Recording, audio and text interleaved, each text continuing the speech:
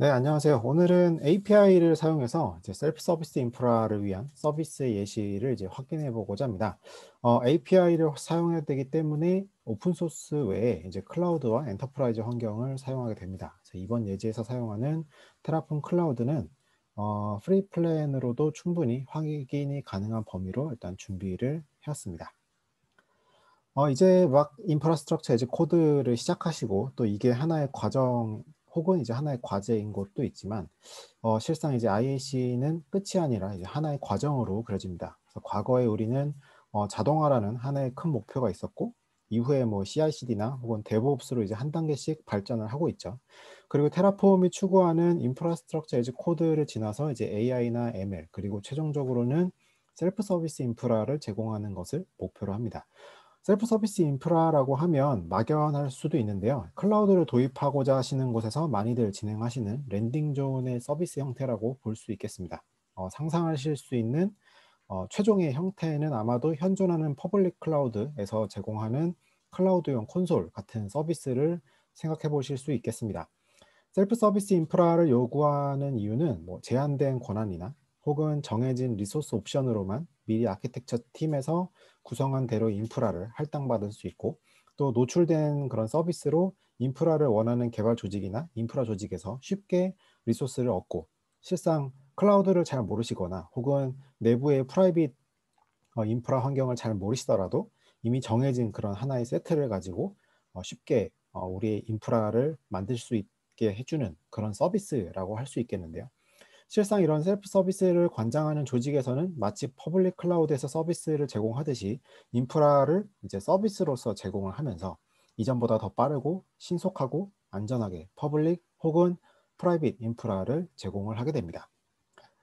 테라폼은 셀프 서비스 인프라를 구성함에 있어서 이제 프로비저닝을 담당하고 있죠. 그리고 API를 제공하는 테라폼 클라우드와 뭐 엔터프라이즈를 활용하게 되면 사용자는 이제 기존에 정의되어 있는 준비된 코드만 가지고 일부 변수만 넣어서 그때그때마다 정형화된 인프라를 생성하고 관리를 할 수 있게 됩니다.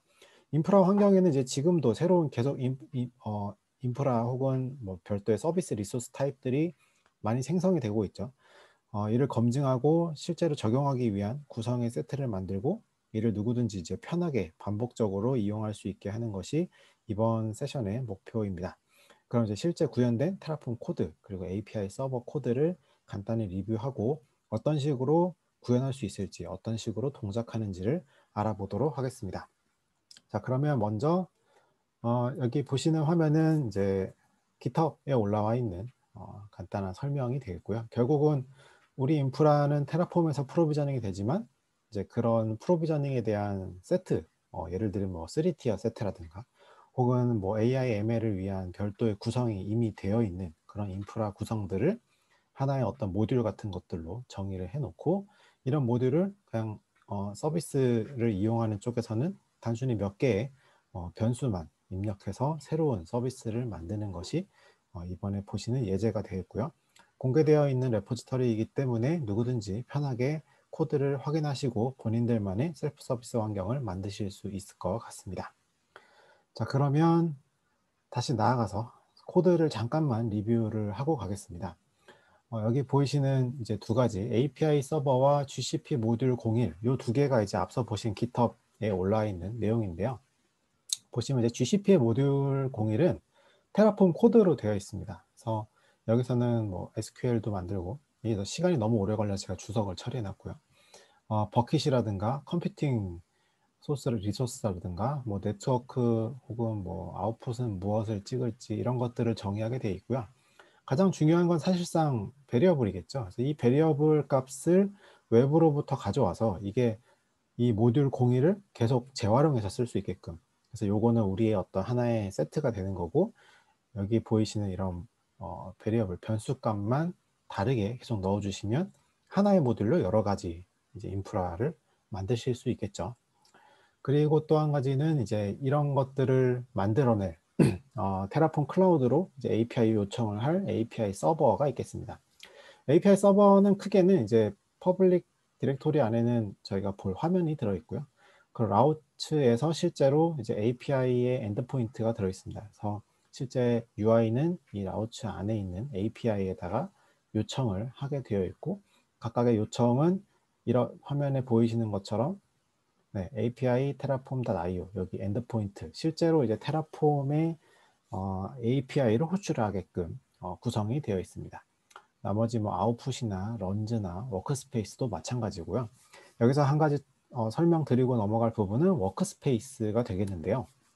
결국은 저희가 모듈이라는 거를 계속 반복적으로 쓰기 위해서는 여기 저희가 만듦과 동시에 별도로 내가 정의한 변수들을 넣어줘야겠죠. 그래서 코드에 잠깐 보시면 이제 create라고 하는 워크스페이스를 나는 만들고 싶어 라고 하는 요청을 API 서버에다가 전송을 하게 되면 여기서는 워크스페이스를 만들고 그 다음에 베리어블도 자동으로 생성하고 생성하면 끝나는 것이 아니라 실제로 내가 원하는 리소스를 만들어 줘야지 이제 마무리가 되겠죠. 그래서 해당 워크스페이스를 실제 실행하는 과정까지 진행이 되게 됩니다. 나머지 뭐 해당 워크스페이스를 지운다거나 정보를 받아오거나 하는 것도 이런 API를 기반으로 처리가 되게 되어 있습니다. 또 한 가지 이제 설명드릴 부분은 템플릿이라고 제가 이름은 붙여놨는데 결국 얘가 하는 것은 이런 워크스페이스를 만들 때 결국 정형화된 그 API의 바디 값을 넘겨줘야 되잖아요. 나는 어떤 이름의 뭐 어떤 변수들의 타입을 넣어줘서 넘겨줘야 되는데 그런 API 호출에 대한 바디 값을 각각의 모듈별로 관리를 하게끔 일단 디자인을 해놨습니다. 보시면 워크스페이스 같은 경우에는 보시는 것처럼 뭐 기본적으로 테라폼 버전 같은 거는 뭐 이런 셀프 서비스를 관리하시는 쪽에서 아마도 픽스를 해 놓으실 것 같아서 이런 것들은 이렇게 넣어 놨고요. 네, 그리고 해당 모듈이 원하는 이 모듈이 가지고 있는 실제 VCS 레포지터리에 대한 부분도 같이 넣어 놨죠. 그래서 이 모듈 01 템플릿 안에 있는 이 바디 값을 테라폼 클라우드에 전송을 하게 되면 정해져 있는 형태의 워크스페이스가 만들어지는 거죠. 거기에 추가적으로 이 워크스페이스에서 필요로 하는 변수들도 이렇게 제이슨 형태의 바디 값으로 정의를 해 두었습니다. 이런 식으로 정의를 해 두고 실제로 요청을 하게 되면 이제 테라폼에서 원활하게 하나의 워크스페이스가 만들어지겠죠. 자, 그러면 제가 서비스를 하나 띄워보도록 하겠습니다. 새로 이 레포지터리를 받으신 분들은 npm install node.js로 되어 있으니까요. npm node.js 설치하시고 해당 API 서버 안에서 npm install을 한번 해주시면 제가 미리 패키지.json 안에다 정의해 놓은 그런 패키지들을 다운 받을 거고요. 자, 이 상태에서 npm start를 하게 되면 서버가 정상적으로 뜨게 됩니다. 3000번 포트로 리슨을 하게 되어 있고요. 그러면 가서 제대로 떴는지 한번 이미 떴네요. 네. 이렇게 떠면 실제로 테라폼 클라우드에 떠 있는 이제 워크스페이스에 대한 정보를 가져오게 되죠. 자, 그럼 테라폼 클라우드로 한번 이동을 해보면 실제로 테라폼 클라우드 상에 이제 A dev.js, B dev.js라고 하는 워크스페이스가 두 개가 있고요. 실제로 만든 API 서비스에도 두 가지 워크스페이스가 존재하는 걸 볼 수 있죠. 저희가 원하는 것은 이제 실제 원하는 이런 모듈 같은 것들을 그때그때마다 만들어내는 거죠. 하나의 정형화된 모듈을. 그러면 create라고 하는 API를 사용하기 위해서 여기서 C dev라고 하는 워크스페이스를 저는 하나 만들 거고요. 모듈은 01 모듈을 사용하겠습니다. 01 모듈은 총 4가지 변수 타입을 받도록 되어 있고요. 컴퓨터 머신 타입은 여기서 뭐 지원 스몰 같은 거 하나 선택하고 컴퓨팅 부트 디스크는 CentOS 그리고 SQL은 제가 주석 처리해서 아마 동작하지 않겠지만 여기서도 자유롭게 변수를 선택하고 만드실 수가 있겠죠. 네, 저도 이제 비용 때문에 일단 F1 마이크로로 만들도록 하겠습니다. 자, 그러면 기본으로 F1 마이크로 CentOS 8로 만들어지는 이런 내가 정해진 리소스를 잘 만드는지 한번 실행해 보도록 하겠습니다. 자, 서밋을 하게 되면 실제 요청은 아까 보셨던 그 JSON 바디 값을 통해서 이제 테라폼 클라우드로 전송이 되게 되고요. 지금 보시는 것처럼 C dev.js 워크스페이스라고 하는 새로운 워크스페이스가 만들어졌습니다. 그러면 테라폼 클라우드 상에도 C, Dev, GS, 워크스페이스라고 하는 게 만들어졌고요. 실제로 런을 동작하게 해놨기 때문에 다시 바로 이 런이 수행이 되게 되죠. 그래서 현재 돌고 있는 수행되고 있는 작업을 보면 현재 컴퓨팅, 파이어월, 그리고 버킷까지 만들고 금방 만들어졌네요. 이렇게 새로운 리소스가 만들어지게 되는 거죠. 앞서 이게 만들어지는 과정 중에 이제 베리어블 값도 정의를 한다고 말씀드렸었는데 베리어블도 마찬가지로 제가 정해놓은 값에 따라서 이렇게 테라폼 클라우드 안에 정의가 되게 됩니다. 그러면 제대로 잘 만들어졌는지 한번 확인을 해볼까요? 일단 다시금 API 서버 쪽으로 가서요. 여기 보이시는 인포메이션, 이것도 이제 API로 호출하게 되어 있는 값이고요.